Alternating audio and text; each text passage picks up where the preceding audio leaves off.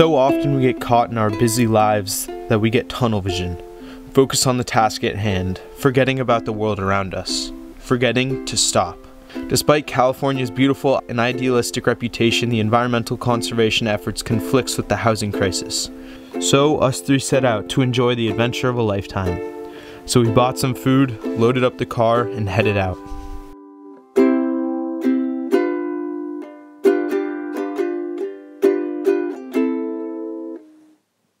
After getting down to Santa Cruz, we met with local environmental activist and program coordinator of the organization Save Our Shores, Emma Chironi. So we do a bunch of different stuff, but it mainly falls in the categories of education, advocacy, and like prevention, I would say. And so what the founders of Save Our Shores did is they knew they couldn't go up against the oil companies because they're huge. And so what they did is they went to like the little city governments and county governments along the coast of California and like campaigned to pass the banning of onshore oil processing facilities. So like they could drill for oil, but they would have nowhere to put it. And one of the big issues that high schoolers in this area have been attacking is the use of like too much plastic in cafeteria food. When you're in high school, you're constrained by a lot of things. You're under 18, you like maybe you don't have a car, but there's like still a bunch of things that you can do. You just have to be creative. Yeah, that's why we're pretty lucky with this. High schoolers being able to actually go out and try to make a difference.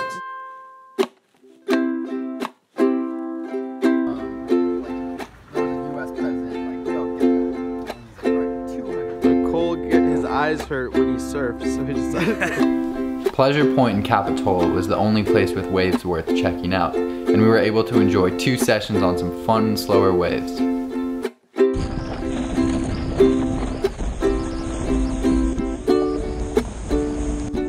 Here, we see Baxter playing with some kelp. A little post-surf lunch.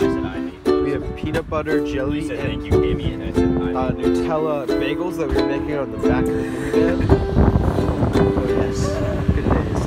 Ethan's eating a cookie that he dipped in Nutella. Holy Oh my god. After surfing, we got ready for University of Santa Cruz's project, No Place Like Home, presenting their findings to an audience of UCSC professors, board of supervisors, organization CFOs, town mayors, community developers, finally us three. Santa Cruz is the 4th least affordable, according to a recent study, in the world. The federal government 3 decades ago left the housing field. And I am willing to debate that point with anybody that wants to debate it. I'm not saying there isn't Section 8. I'm not saying there isn't a little something here or there or someplace else. But compared to the need, it is dust. The project made some videos to show how residents in the community felt. I feel like Santa Cruz doesn't want me here. I feel like Santa Cruz is pushing me out. It has been home for a long time, but I don't feel like I can stay here. With all of those passionate speakers and presentations in mind, interesting discussions were had during the ride back to the campsite. Even though I was not directly impacting many in the community by my presence, people like us who stay in Airbnbs and get some surfing in are influencing the housing market. So, low-income people who live and work in Santa Cruz have to commute from further and further away. Our visit to Santa Cruz had been informative and fun, but it was time to continue our journey. Lying ahead was Big Sur, and we were all excited to see for ourselves the beauty that so many had raved about. As we drove down Highway 1, past Monterey Bay, sand dunes beckoned, so we took apart an old skateboard and tried to surf the sand.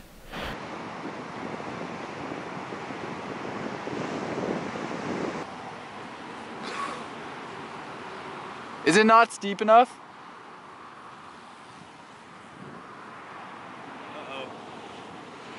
But our efforts were futile, so we continued on. Driving down the road, we began to see the true beauty of the place. Unlike nothing we had seen before, but it came at a cost. So, we've discovered that the trouble with Big Sur is that you have to pay to go anywhere. which, I mean, I guess it's good for state parks because you have to support them, but it means it can be limiting for some people and frustrating. But at the moment we're in on the search for a beach, which is surprisingly difficult, and have been just kind of driving on this, although beautiful, long, and kind of endless seeming road. But here we are in Big Sur. So we made the best of what we were given.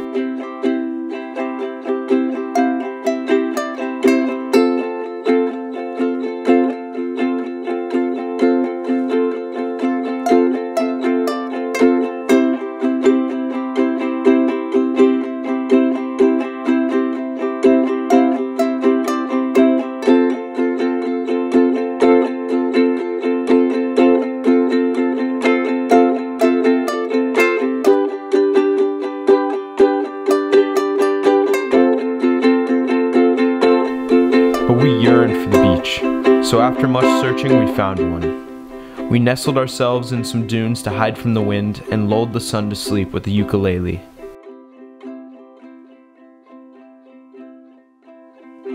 We eventually headed back to camp and rounded off the night with some grilled chicken and pasta.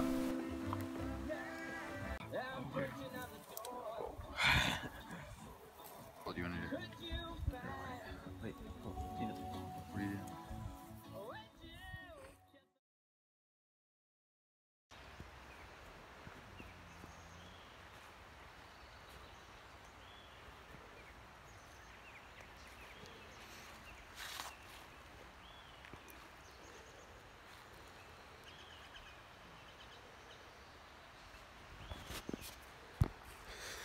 Good morning. Everyone's still asleep. But it's a beautiful day in Big Sur. We slept in our hammocks last night. That was pretty cool. Never done that before. So yeah, I think I'm gonna get some breakfast going. Making some M&M pancakes in the morning. Cole's still out, but some yummy pancakes and coffee. Batch number 1 though. Batch number 1's always hard. It's a given. So yes, here we are. Yum, yum. What a nice breakfast. Ready to tackle the day. To understand how people who like to explore natural areas impact the land, we decided to talk to an expert.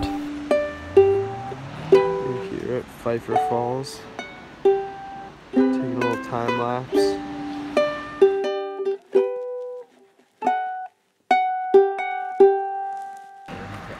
Well, I'm Claudia Foster. I'm here as a camp host for just a few months, volunteering, kind of like a caretaker. And this is particularly a fragile location right here at Big Sur, because being that this is very crumbly, I notice how just the littlest of us have such an important footprint. We think our footprint is only so much. This is my footprint. Yeah. But we add that to 1,000 people, and it's just incredible. We also wanted to know what youth could do to advocate for land protection. A sign that's cost a lot of money to create, we ignore those. But when a child says it, please save this for me so that I can enjoy it when I grow up, we listen. After some surfing at a beautiful beach with crystal clear water, we found ourselves searching for a campsite on a dirt road. So here we are, on the side of a dirt road somewhere. It's technically legal camping. It's dispersed camping, so it is legal. But it is on the side of a dirt road. Nonetheless, dirt road. So we've put our little turf thing. We have a nice lawn, and we're making. And we have chairs. We have chairs. It's like a freaking backyard over here. And then, wait for where it goes. Pew! Damn, I know, right?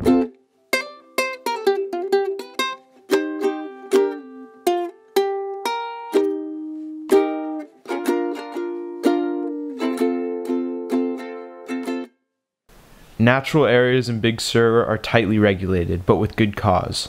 Without this regulation, the area would quickly become eroded and polluted by the constant visitors.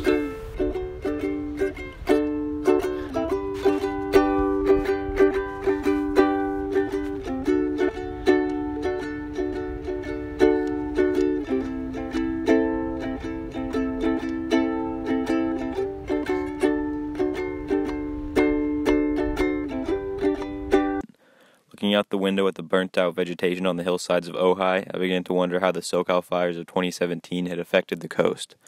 Met my good friend in Thatcher, and riding some bikes around the town. Woo! Thomas was the perfect person to talk to learn about the fires. All those hillsides, and then it was followed by really heavy rain, which, as you know from the news, completely destroyed a lot of Montecito. But what that did too is it brought a lot of that fire debris from the mountains into the ocean. For a long time you couldn't go surfing because all the water was closed because it was really gnarly, full of like plastic and like burnt debris and like sewage because the systems had failed.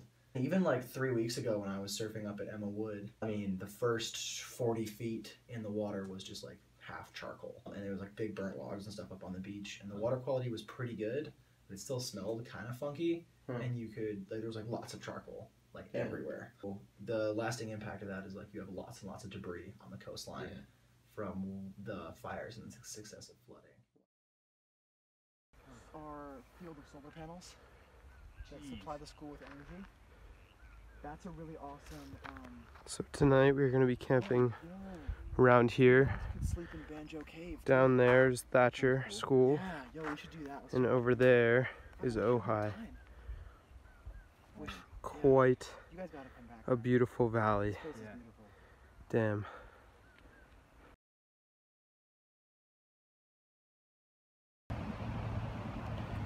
Here you can see Ethan getting his board ready before surfing. A moment of quiet before he tackles the great ocean. Before braving waters like these, it's important to have a calm and clear head on your shoulders. Anything can happen. One false step in that white water, you may never resurface. Look at these two warriors preparing. Oh my god.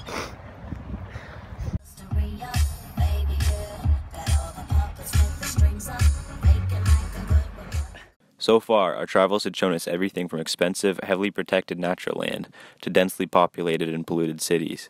Santa Barbara, however, struggles with both issues at once. Not only does it face coastal pollution and offshore oil drilling, but residents are forced to reckon with an increasingly unaffordable housing market. To understand the housing market more, we talked to Cindy Young, the Chief Financial Officer of Santa Barbara Community Housing Corporation. We are a nonprofit. We provide low-income housing. We've existed since 1975. Turns out Santa Barbara has an environment conducive to an affordable housing crisis, environmental protections, and tons of wealth. Santa Barbara has a very high level of environmental preservation going on. Because of that, it makes housing in Santa Barbara County a little bit harder to come by. So, but there's definitely a divide between the people that have a whole lot and the people that don't. Because the people that don't have a whole lot are servicing the people that do.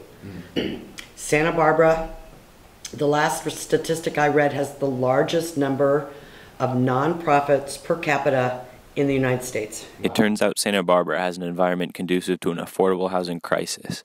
We asked what the city is doing to address this. They have a great safe parking program here in Santa Barbara so that they can find you a safe parking spot so that you can stay in your car. We'll have a family that's been with us for 20 years.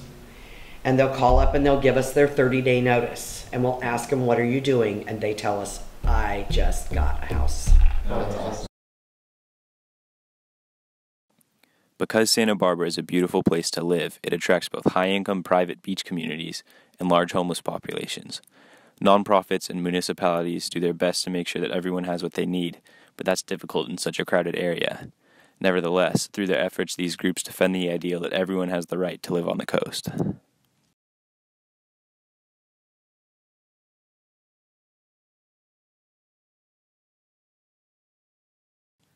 The First thing I noticed on our approach to LA was the haze. It became difficult to see the opposite hillside even miles outside the city. It was a dramatic change of scenery from the peaceful beaches in the north. Luckily, a representative from an organization called LA Waterkeeper volunteered to help us make sense of what we were seeing.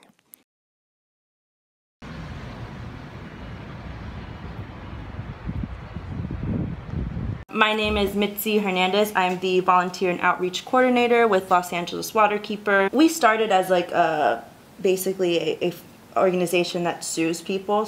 The LA River is the saddest thing you'll ever see. LA's infrastructure is super old.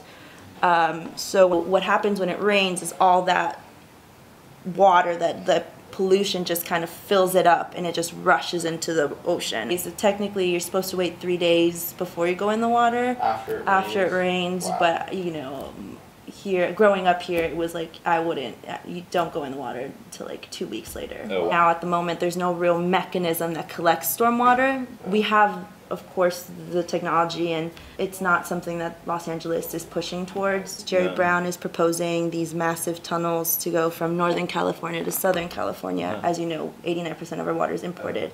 Most of the water is from Northern California. We oppose it because, of course, we're like, why invest so much money and this energy-intensive project when the simple solution would be financing infrastructure here, and financing restoring our groundwater, using the groundwater. You know, we have these regulations in place and people are satisfied with reaching them. It's like, well, we reached the minimum, you know, we're polluting the minimum amount. And I think that idea is what's continuously preventing us from, you know, achieving any sort of green, clean environment. Don't get discouraged. You do have a voice. You know, you have the ability to call your local councilman or, you know, representative and say that you don't like what this is, ask questions. I thought Mitzi's comments on environmental regulation were insightful.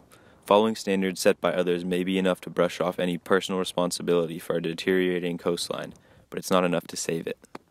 The end of our last interview on the road meant that our adventure was drawing to a close, but we still had some time to explore Los Angeles culture before piling back into our van and heading north to Marin. Off your song. This is how I do it when I'm rapping this song. Brother, pass it along all day with the homie. Every single time, man, they don't even know me. How the hell I'm about to just rise over pain? You can find like I'm Kurt Cobain. I'ma always go bang. Always do my thing to the day that I'm gone and they don't know the...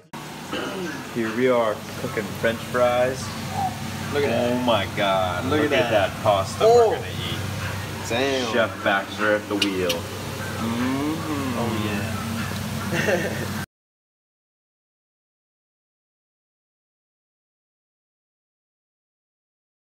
Even though we've lived in Marin for 18 years, coming back home we had a different lens to look through. To make sense of it, we talked to longtime Marin residents.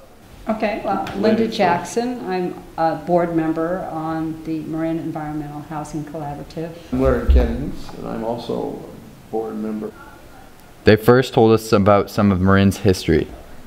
And there were some environmental leaders in the 60s and 70s who fought tremendous battles all the way up to the Supreme Court. Those insightful and forward-looking people were able to not have us look like LA. Well, it's basically housing in the right place. Affordable housing in the right place is our mission. You ask the land a lot of questions.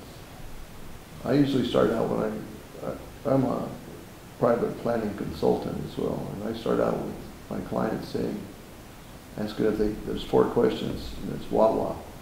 Water and access, wetlands, and archaeology. And those are kind of showstoppers. So we know that Marin has some places to build. So what's stopping us?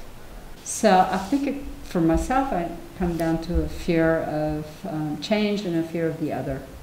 I went to a public hearing in Fairfax a couple of years ago, and one of the local guys stood up and said, I'm for affordable housing, but not in Fairfax. Because he's afraid of those people moving in. And I think the those people issue is really strong in Marin County. Understanding the place we live in without our own bias is hard, but hearing about housing and the environment from Larry and Linda was a start. Marin has an old history of racist redlining, yet preserving the environment at the same time. and has the largest racial inequities of any county in California. Thinking about this, I want to be able to balance my time spent exploring and taking advantage of Marin's choice to preserve with working to understand my place in Marin's complicated history. But Marin's situation is just a microcosm of California's larger crisis. Affordable housing and the surrounding environment are intertwined, and defending one often means sacrificing the other.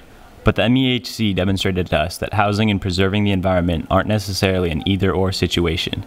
These issues won't be solved overnight, but by supporting intelligent solutions like we encountered, progress can be made.